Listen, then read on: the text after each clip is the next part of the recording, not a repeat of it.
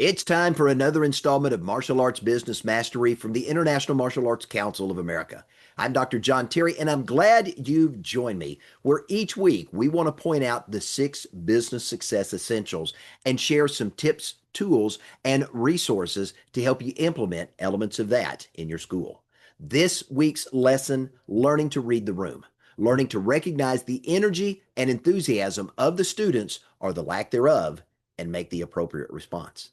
There's a fact you need to know when it comes to emotional intelligence and understanding how emotions shape learning. Here's a fact. An engaged and enthused student can't wait to learn. That individual cannot wait to walk in the door, don their gi, get on the mat, and learn something new. Why? Because they are excited to have an aha moment where they learn something they haven't learned before, or because of the quality of your instruction, they've learned a different way or gained a deeper understanding of a technique or a strategy that you've taught. Now, the reverse is also true. An individual who comes into the classroom that's disengaged, their energy levels are low, they are unenthusiastic, and they really don't want to be there for whatever reason, that student can't and won't learn because they choose not to do so. And if you don't learn to recognize that and that spreads through the classroom, it can literally pull the energy levels down, draining the energy and enthusiasm from the classroom and leaving the students walking away not feeling like it was a good class. So here's a truth that you as a school owner and instructor need to understand. It is your job as the instructor leading the class from the front. You've got to be willing and able to assess the energy and enthusiasm levels in the classroom by learning to recognize physical and verbal cues that the students are giving off so you can make adjustments as needed to be able to maximize the learning experience, to be able to maximize the student engagement, and to create what we call an exceptional student experience. Because when you create an exceptional experience, that student has an aha, I learned something new moment, or an aha, I just gained a deeper insight or a better understanding of something I was just taught or learned a while back. It's those moments that trigger the brain to say, this is great, you need to come back and do it again. That's one of the ways that you build retention into your program, is creating those aha moments. So here's what you need to know when it comes to emotional intelligence. There are physical and verbal cues that you need to pay attention to.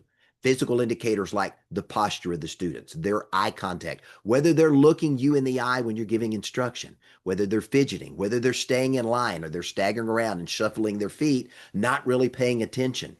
You need to look at the response time to instruction, the intensity level in the room. Those physical indicators are going to tell you quickly if the energy and enthusiasm is there for learning or it's not. Now, there's also verbal cues that you need to pay attention to, and this is the plus factor of emotional intelligence. We want to listen to the volume level of the students. We want to see the enthusiasm or lack thereof in the responses. We want to see whether or not they are asking engaging questions to really understand the content being taught. Is there awkward silence in the classroom? Are there sighs and moans? All of those are going to allow you to be able to see and to hear and to understand whether or not the energy levels and the enthusiasm levels are conducive for great learning to take place.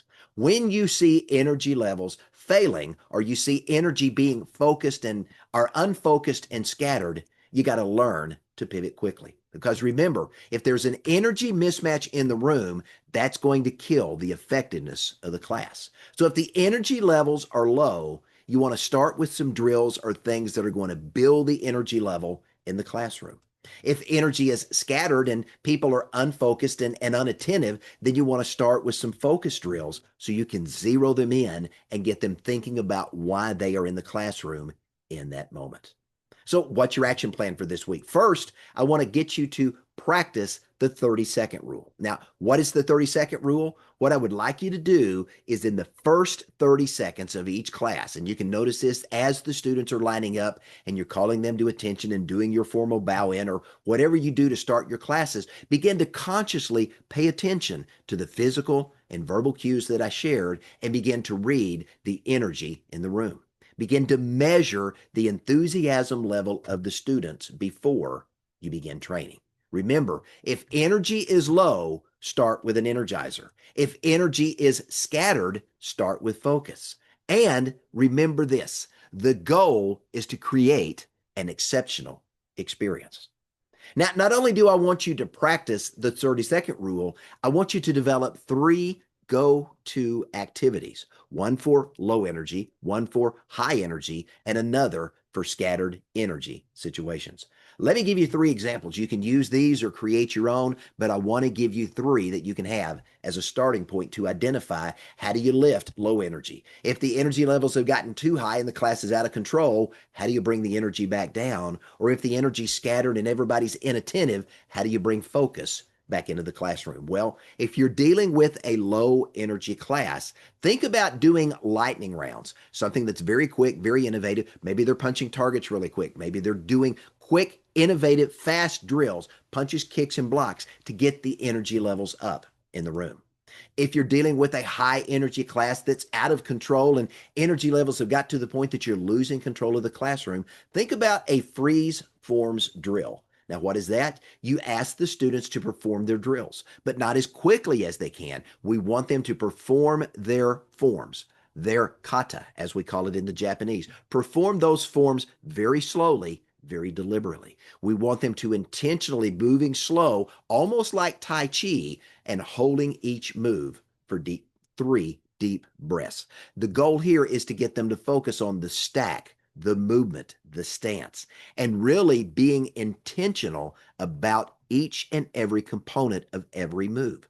That's going to pull the energy levels down, and it's also going to tighten up the focus in the room. Now, if you've got scattered energy and the kids are inattentive and really not paying attention, maybe you turn it in and you gamify with something like Sensei Says. Now, this is Simon Says for technique.